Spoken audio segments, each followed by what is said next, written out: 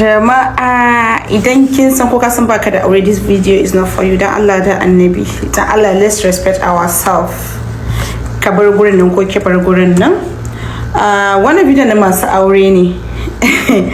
So I don't mind if wanda suke shirin yin aure sun ji ko saboda sun koya ko su san muhimmancin abin, but use it in a good way, yeah? Thank you. Wannan yana muna magana ne akan amfanin da shan mama yake yi ma namiji. Na taɓa yin video akan amfanin da yake ma mace, so wannan amfanin da yake ma namiji ne saboda kar a ce a'a to kai namiji kai kana shan mama amma ko baka san me amfanin shi ba. So abin da ya kawo ma na ji cewa ya kamata in wani video saboda wata ta tambaye ni ta ce mijinta yana shan mamanta idan kuma tana shayarwa saboda shi ma'abocin so ne. To ya menene hukuncin haka?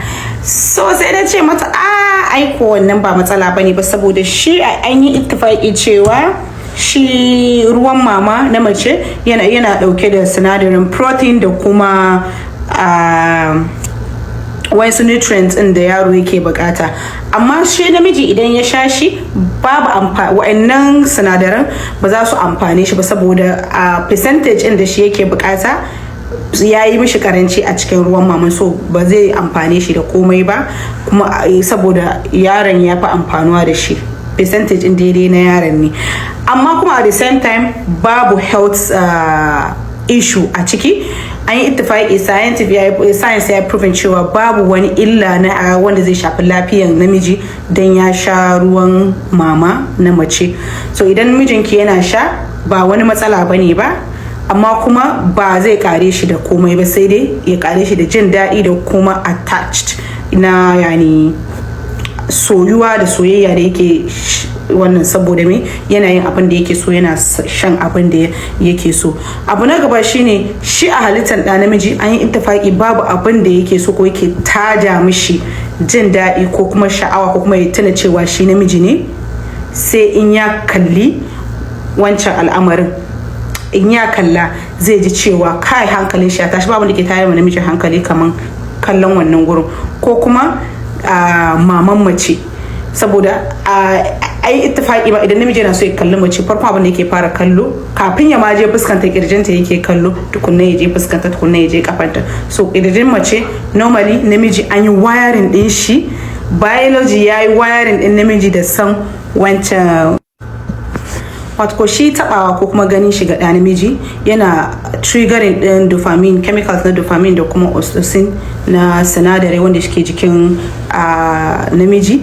Wannan dopamine din da oxytocin din da zai boosting din su shine zai kara mishi, zai stress boosting din energy din namiji, wanda boosting din da kuma strengthen din kwakwalwan da yayi shine zai kara mishi energy. Idan ya kara mishi energy yana zai lowering mishi ko kuma ya daidaita zance a blood pressure din shi, yani risk na samun hawan jinin shi zai kwantar mishi da hawan jinin shi ko kuma blood pressure din shi ya regulating din shi, ga yana zuciyar shi kuma ya zo yana bugu a daidai lokacin da ya kamata ya dinga bugawa. Wato ko shi around wannan kan maman taba shi yana akwai wani stimulating da yake stimulating kwakwalwa ya ga cewa kai an tabo maka fa abin da kake so, zai zo ya kara. Akwai wani sinadarin testosterone da yake jikin namiji wanda shi yake kara ma namiji kuzari, ya ji cewa al'auran shi ya ji cewa yana erection, yana samun wannan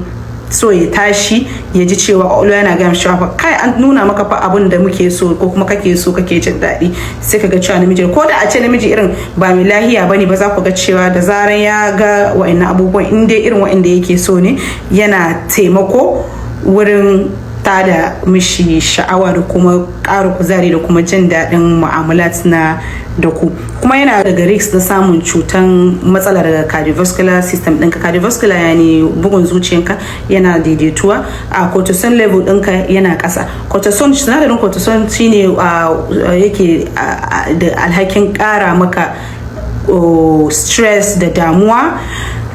Kowane dan adam yana da shi. Idan kaga cewa ka shiga damuwa, kana jin you are weak, stress dai haka, to wannan shine cortisol level ɗinka ya karu. So ba abin da kake bukata kamar abin da zai kwantar maka da hankali ya kare ka daga risks na samun matsala a cardiovascular system ɗinka.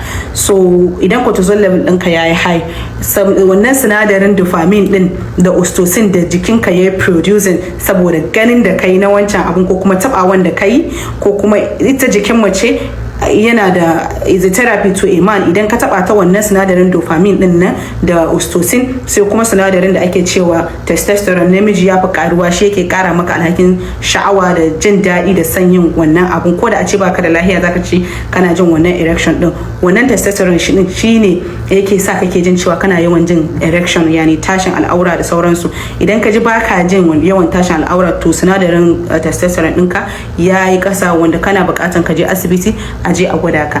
Duk namiji ko da a ce kana jin sha'awa ko baka jin sha'awa, wannan sinadarin testosterone din shine yake sa kake jin wannan erection din na safe da kake ji, wanda an yi ittifaqi cewa namiji an fi son ma yayi jima'i a wannan lokacin, saboda da safe testosterone level ɗinka yana karuwa, cortisol level ɗinka yana ƙasa. Cortisol ɗin shine wanda stress da sauransu, wanda ganin mace mamanta ko kuma wani abin da yake baka sha'awa zai karu, zai kara maka lafiya.